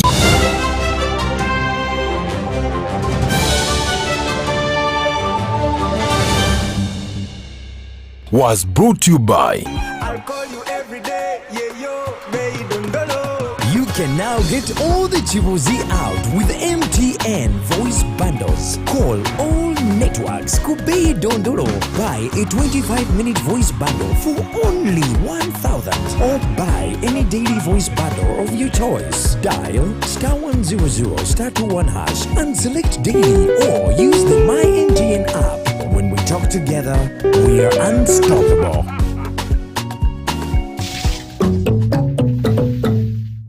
Nyati Motion Pictures brings you Tuko Pamoja, Peoples of Eastern Uganda segment. How have they negotiated the colonial border that divided the Luya nation into two countries? The Basamia, Babukusu, the Bagwe, Bamasava, all belonging to the Valuya of Kenya. We didn't know there was a border to go and visit our father's only sister and our mother's only sister in Bungoma. Actually, if you talk of the integration of the East African community, for us, we're already integrated. One community. Premiering in Mbale City at Mount Elgon Hotel on Saturday, 12th of October. To get a ticket, call 0778 787 660. Tuko Pamoja? Junko. Yo. Hawachikuwa. Check the shopping, man. What's your secret? Uganda wange. Haven't you heard of the parish development model PDM? Yes, I did, but I thought it was just a talk. No, Sebatia. It is real. I and a few friends together formed a circle, accessed money from the PDM, invested in a portrait project, and now things are moving. Junko. I thought I was one of your friends. You are. But you left me behind. I didn't leave you in poverty. What you do, just visit your LC2 chairperson and your parish chief and start the process of economic transformation. Just like that. The parish development model is an initiative from the government of Uganda through the Ministry of Local Government designed to transform all lives of Ugandans for the better. PDM, my parish, my development, my life. In a nation hungry for truth, a world where every story matters, there exists a beacon of trust and reliability. For decades, they've been our voice and our window to the world, holding the mirror of our history. With 4 TV stations and 11 radio channels spanning 27 languages, they stand as guardians of information, defenders of truth. With Maskari Heritage Advantage, they uphold every citizen's right to reliable and free information. Their archive stories shaped our past and illuminate our present. Yet now, as new challenges arise and the world evolves, their mission faces its greatest test yet. Be part of our journey and let's navigate the unknown, uncover the untold, and safeguard our future together. Tune into your public broadcaster, for it is the intersection of trust and truth. Because to UBC, your story, and every voice matters. UBC, inspiring Uganda.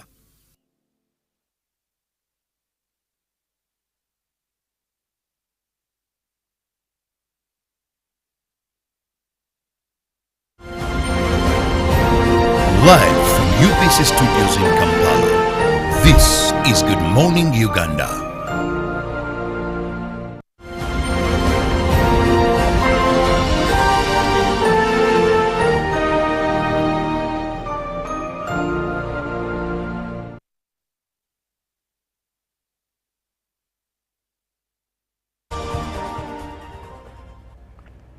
Well, we are still giving you updates regarding so many things happening in our country, and one of them is the national parks open for the national parks in Uganda will be open for a 2-day free entrance. So if you want to visit Uganda, and I mean you are Ugandan, to visit the national parks in Uganda, this is a time for you to sign up. We will have 2 free days where you can access any national park in the country for free. My name is Olive Monica Najuma, and I am right with Jerome Paul Sonko. Now joining us on Zoom is Bashir Hangi from the Uganda Wildlife Authority.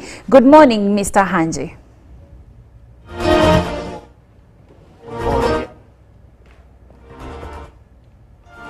Bashir, good morning. I hope you are all doing well at UBC. Yes, we are. And we are excited about this new development. Thank you. Thank you. It's a pleasure to give back to Ugandans. Yes. So now, Mr. Hangi, I'll jump right into it. The biggest question here is this free entry that we have for the next 2 days. Is it going to be for only Ugandans, or even tourists that are within the country can access the national parks for free? The Open Park Day initiative targets Ugandans and the foreign residents. For example, there are people who stay in Uganda, but they are not Ugandans, but they reside in Uganda. Most of these people have resident permits. They could be expatriates. They could be people working with embassies, but based in Uganda. Those ones will also benefit from this initiative, but also Ugandans and East Africans. And as UWA, we treat Ugandans and the other East Africans as the same, so we consider all of them as Ugandans. So it's going to be for both Ugandans and foreign residents in the country. And Hangi, if you may, why is it important for Ugandans to access the national parks for free? What is the rationale behind this drive? Okay, fine. The issue here is not the importance of accessing the parks for free, but accessing the parks alone is very, very, very important, with or without a pay.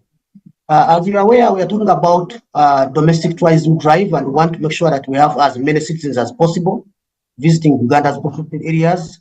We want to demystify this whole notion of people saying that tourism is for foreigners, for people who have the money from other countries. Because look, we have Ugandans who have the money, to engage in tourism activities, and quite a number of them have been doing so. But we want to drive the numbers higher so that we promote a momentum. We gather a momentum, a local momentum of people being able to visit their country, to visit the national parks.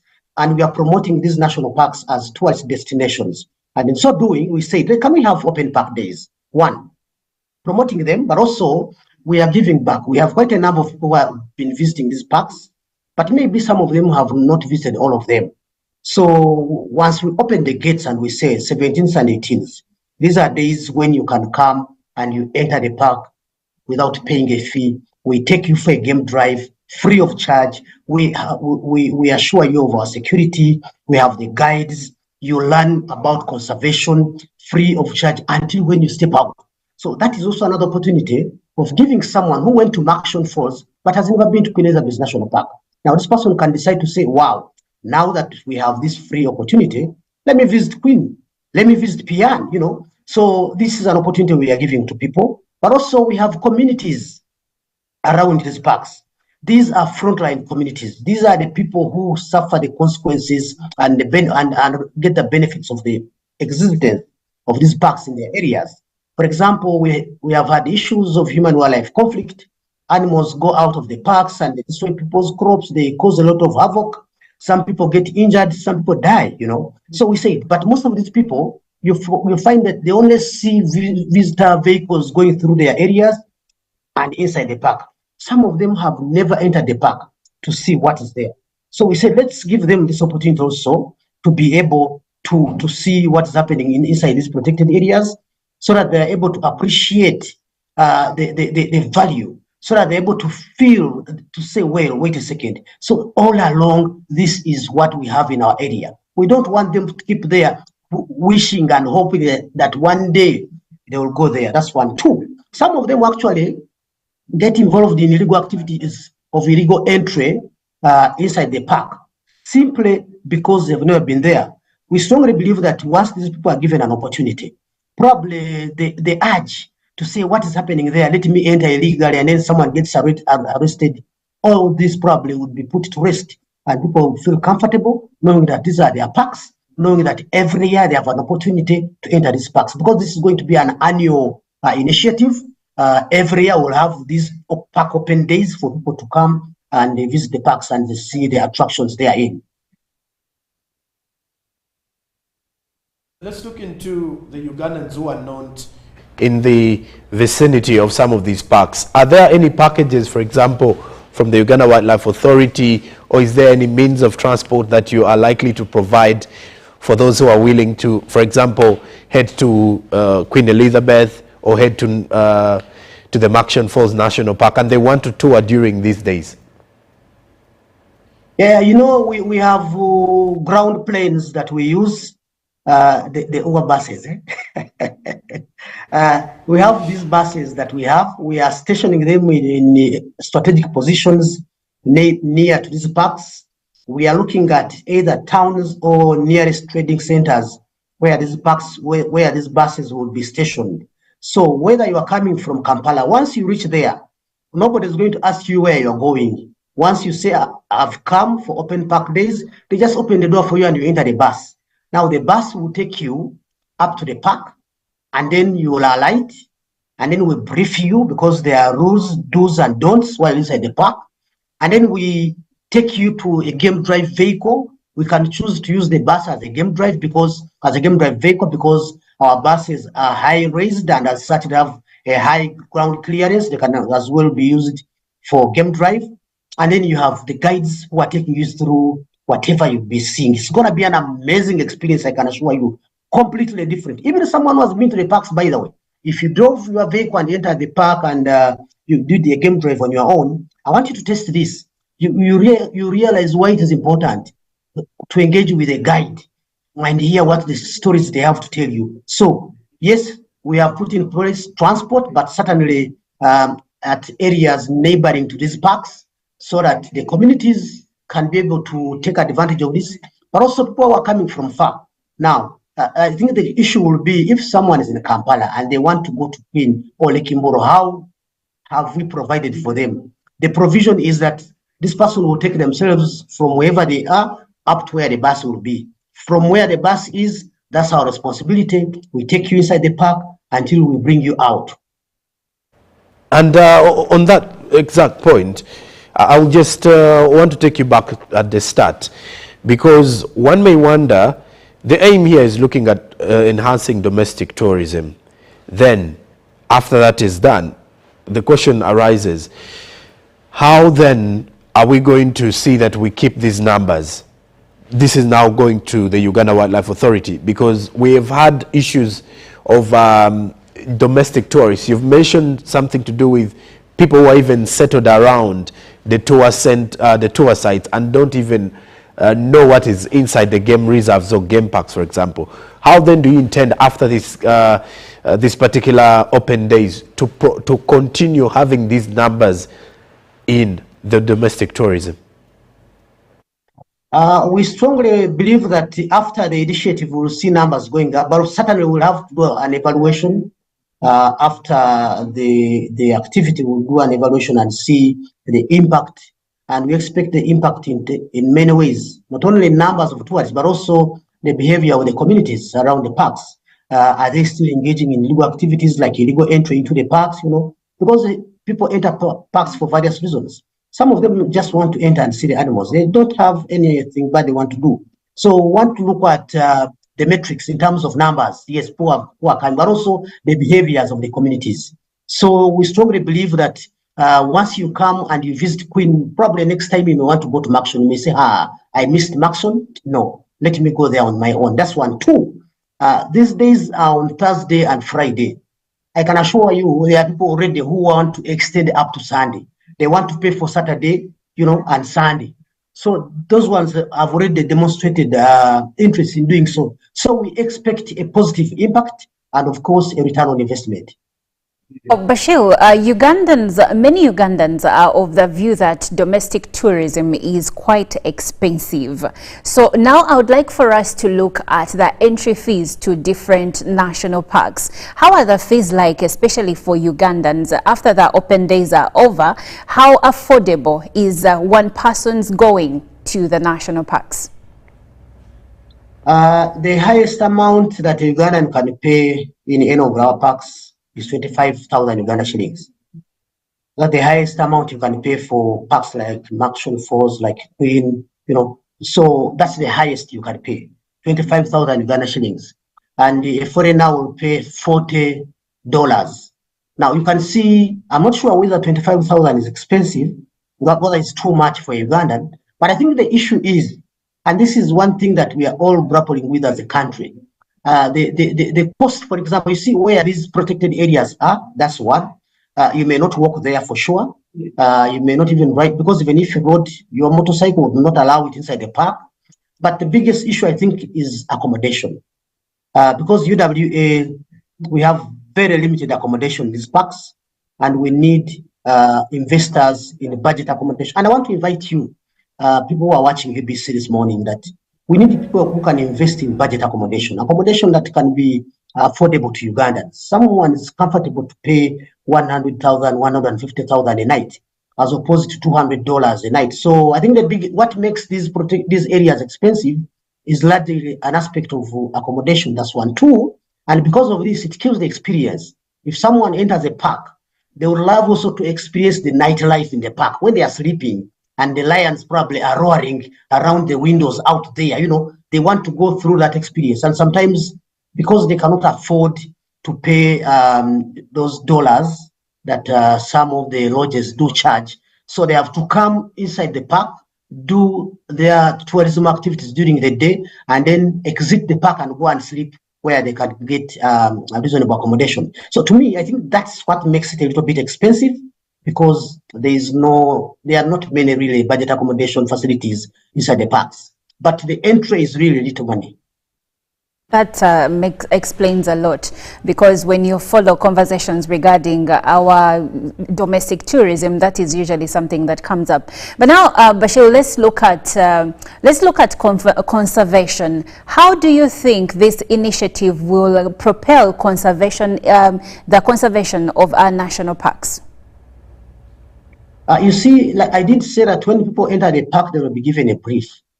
And by the way, as UWA, we have a communication policy and communication strategy. We want to vend information, vending what they call okutembea. We want kutembea information about conservation whenever we have an opportunity.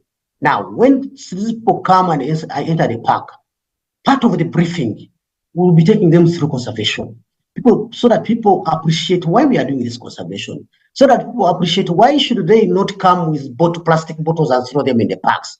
Why should they not come with their cavera and throw it in the park? Or why do we have a vast amount of land dedicated to wildlife and not human settlement? Most people have these questions, and maybe they have limited answers. So we'll have an opportunity to explain why we are doing what we are doing, and also to make them aware that conservation, we are not doing it for ourselves as UWA, but we are doing it because we are a trust. We are doing everything for and on behalf of the citizens of this country and the global community. So we are doing it on their behalf, but it belongs to them. And also to make them appreciate that protecting the environment doesn't have boundaries. If someone is destroying the environment in Kasese, for you who is in Gulu, please don't relax and you say, that is for Kasese people. The environment has no boundaries. So we need to work together but with a shared understanding of what we are doing and why. So we hope we'll be able to do some education during those days so that people come out when they're a little more aware than they were before. There have been some videos and pictures moving around on social media. I'd like to take you away from the Open Park Day, and this is regards to the Maction Falls, in regards to how safe the animals are. And some of the pictures and images are revealing that some of the drivers who are using that route are not really safeguarding the wildlife.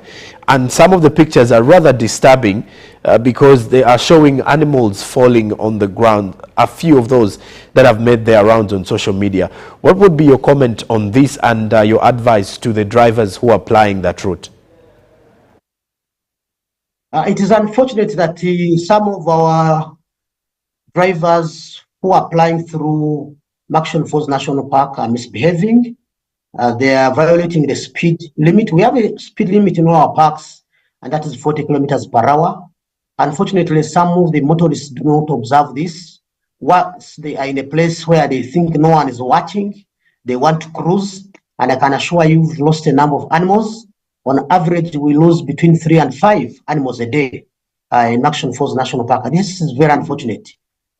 We have consistently requested and begged drivers to observe the speed limit. You know, we have penalties. There are those ones we are able to get and penalize, but you see, for us, the intention is not the money they pay in terms of a penalty of 100,000 shillings. Our intention is to ensure that they drive with a high level of discipline so that the animals remain safe and they also remain safe. We have also lost some people in the park, if you don't know. We have had accidents inside the park, and I think we've lost like 6 people, you know, so 6 lives of human beings. To me, that is very, very, very big because even one is too many. But we want people to be safe, we want animals to be safe. So we are calling upon motorists, please, please, please, please observe the speed limit. Do not overspeed. You may kill an animal today, but you don't know tomorrow an animal can as well kill you. For example, you can imagine if someone knocks an elephant, you know, even the people in the vehicle may not be safe. So we urge people, kindly, we beg you, please observe the speed limits. Do not kill these animals. We love them. We love you. We want both of you alive. We want you alive. We want the animals alive. And then let me drive you back to the issue of the Open Park Day.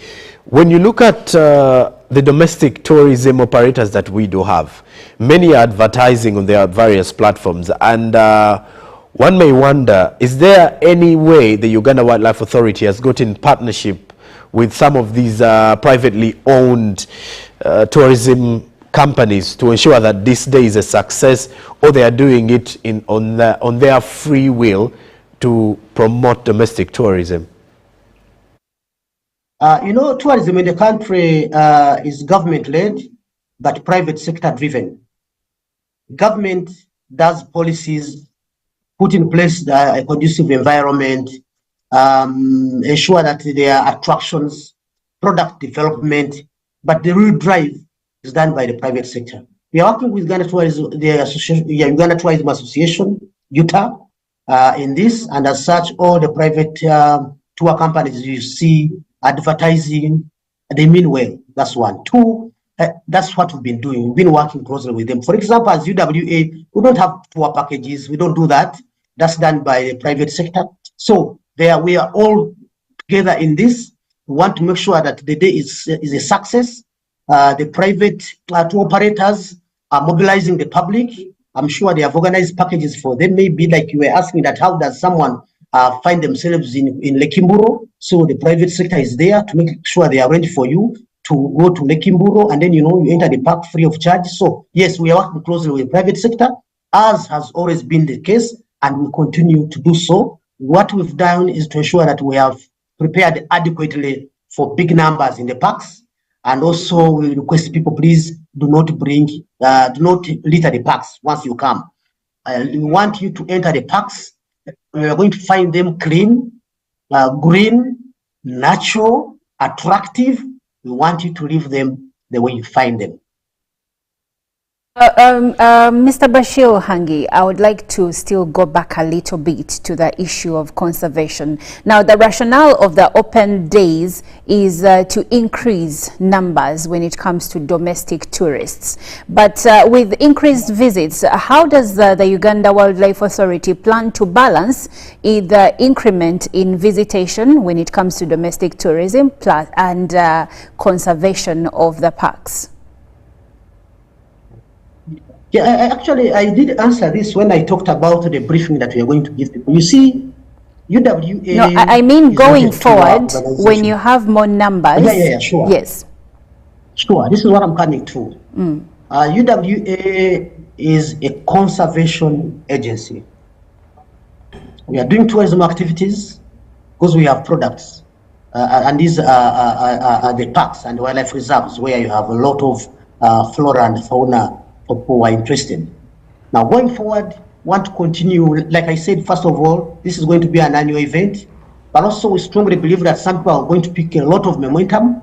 The private sector has welcomed this initiative with both hands, and they're also going to continue driving up for people. So we expect to see many people coming to the parks, but also it gives us more, more opportunities to continue to engage them every time they come to the parks, to appreciate conservation, to appreciate nature. For us, it gives us a platform to talk to people. So, and this is something we want to continue doing so that people appreciate why we should all conserve. So it will have a good balance between tourism, but also being able to put across our conservation messages. Now, Bashir, I have a comment coming through from Tuhaise Elizabeth, and she says, I went to Makshan Falls Park in August and we paid 60,000 per person for game rides and for boat ride to see animals in water, and 20,000 for the guide. Please just clarify, because you said the entrance is 25,000 and she didn't really she didn't distinguish whether this money was paid to the park or to the tourism agents she was using, but still, I would like to hear your thoughts on that comment.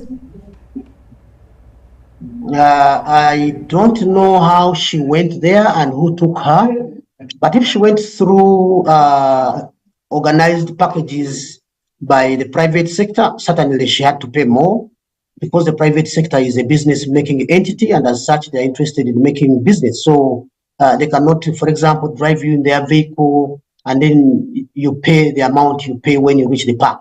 So most likely, she went through a private tour company, and as such, I mean, they have their own packages that I don't know. But what I'm talking about is the amount of money one pays. If you enter the park, you are going to pay in Makshan Falls, you pay 25,000 only. Now, the boat cruise has a separate fee. That's a fact. And if you want us to do a game drive and you want our guide, certainly you have to pay. But what I'm talking about is entrance fee. Of course, there are a variety of products inside the park.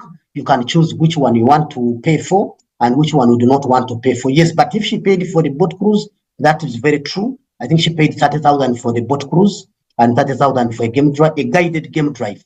That's very true. 30,000 for the boat ride.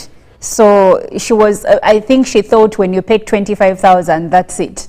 You don't pay any other No, it's not true, because you see, when you go on a boat cruise, you have to pay for a boat for sure. If you want a game drive, there is a vehicle that we are using and we have a guide, you certainly have to pay for those services. The 25,000 is entrance fees. Okay, Mr. Hanji, now as we close, what would be your call to action for Ugandans, given that the initiative and the open day is coming close? That is the 17th and 18th of October, 2024. My message to Ugandans is, one, please do come, witness what God has given this country. The Pearl of Africa is so much gifted that you cannot count the blessings that God has given this country. Please do come, join us for the park open days.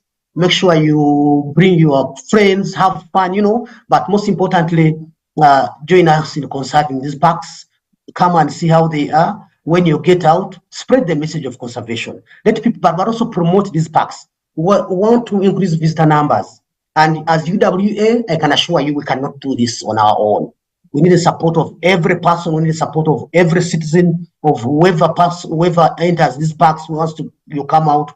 We want you to go out there and become our ambassadors. Let's promote Uganda. Let's promote the Pearl of Africa. Let's explore the Pearl of Africa. Be happy. We live once, Asante sana. Thank you so much for speaking to us, Mr. Hanji. We will make sure to be there and explore Uganda. Well, we've been having a conversation regarding the open park days that are happening on the 17th and 18th of October 2024. That is this Thursday and Friday. You will have free access to all national parks in the country, Maction Falls, Queen Elizabeth, to mention but a few. So all you have to do is check it out, talk to the tourist company of your choosing and see how you can get there. But in the event that you decide to travel on your own, then you can find buses that will be situated in different towns that are near these national parks, and go explore Uganda. Well, thank you so much for being a part of this program. Up next is Ruben Pima with Good Morning Uganda Sports Updates.